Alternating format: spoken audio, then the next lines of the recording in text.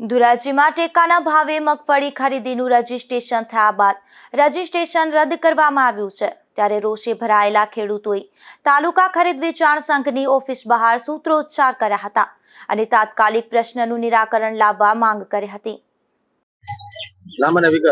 મારું નામ દિનેશભાઈ ઓરા, ખેડૂત આગેવાન ધોરાજી। સરકારશ્રી દ્વારા ખેડૂતોની મગફળી ટેકાના ભાવે ખરીદ કરવા માટે ખેડૂતો પાસે રજીસ્ટ્રેશન કરાવડાવ્યું। તલાટીઓ મારફત 7/12 ની અંદર વાવેતરનો ઉલ્લેખ કરાવડાવ્યો। ત્યારબાદ ખેડૂતોનું રજીસ્ટ્રેશન કરવામાં આવ્યું, પરંતુ આ સરકારે ઘણા બધા ખેડૂતોનું, લાખો ખેડૂતોનું રજીસ્ટ્રેશન રદ કરી નાખ્યું અને એવું બહાનું કાઢ્યું કે સેટેલાઇટ સર્વે દ્વારા ખેડૂતોના ખેતરની અંદર મગફળી દેખાતી નથી। તો ખેડૂતોને તલાટી પાસેથી મગફળીનું વાવેતર અંગેનો દાખલો લેવાનું શા માટે જણાવ્યું અને ખેડૂતોએ જે મગફળી વાવેતર કરેલ છે એ સેટેલાઇટના બહાના હેઠળ મગફળીનું વાવેતર રદ કરી નાખવામાં આવ્યું છે અને ખેડૂતોનું રજીસ્ટ્રેશન રદ કરી નાખવામાં આવ્યું છે।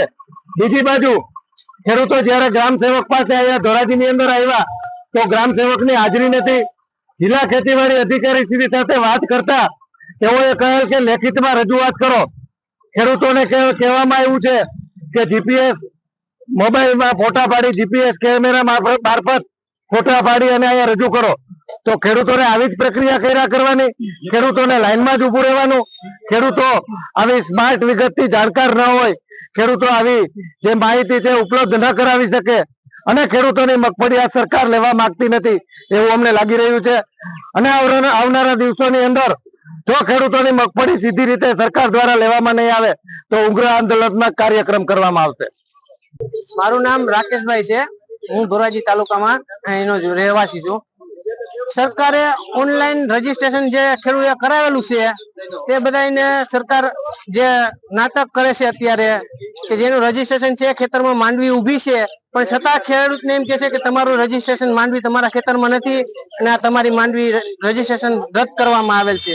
આ ખોટા નાટક કરે છે અને ખેડૂતને માંડવી છે તો ખેડૂતને સેટેલાઇટ ઉપર જોવે છે તો એમ કે માંડવી નથી, પણ હકીકતમાં ખેડૂતને ત્યાં ખેતરમાં માંડવી વાવેલી છે અને આ રીતના ખેડૂતને હેરાન કરવામાં આવે છે। સરકારને એટલી વિનંતી કે આ ખોટા ખેડૂતને હેરાન કરવાના ધોરાજી તાલુકામાં જ આ થાય છે કેમ? મારું નામ જગદીશભાઈ રાખોલિયા, ધોરાજી ખેડૂત આગેવાન।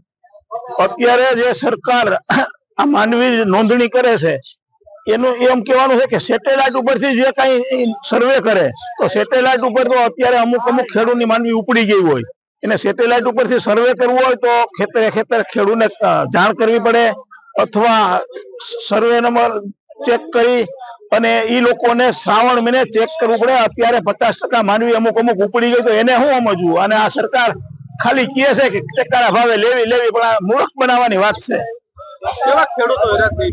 અત્યારે ખેડૂતો લાઈનમાં ઉભા છે છતાં કોઈ જવાબ દેતા નથી। એક તો સરોવર ડાઉન હોય કે સરોવર હાલતા નથી તો ખેડૂતની જવાબદારી છે કે સરકારની? શું કહો આપણે સેટેલાઇટ સર્વે ને નામે લઈને ખેડૂતોને હાલાકી અત્યારે પોઝિશન આ કેવી છે, ખેડૂતને થોડી જાજી સીઝન ચાલુ થઈ હોય, અત્યારે વરસાદ અમુક જગ્યાએ નથી, પાણી ચાલુ થાય, નવરા ન હોય અને અહીંયા લાઈનમાં ઉભા રાખે 2-3 કલાક અને તોય નોંધણી થતી નથી। એમ કે સરોવર ડાઉન છે તો ખેડૂતની જવાબદારી નથી, સરકાર શ્રીની જવાબદારીમાં આવે। સેટેલાઇટ સર્વે ના નામે નોંધણી રદ થાય છે।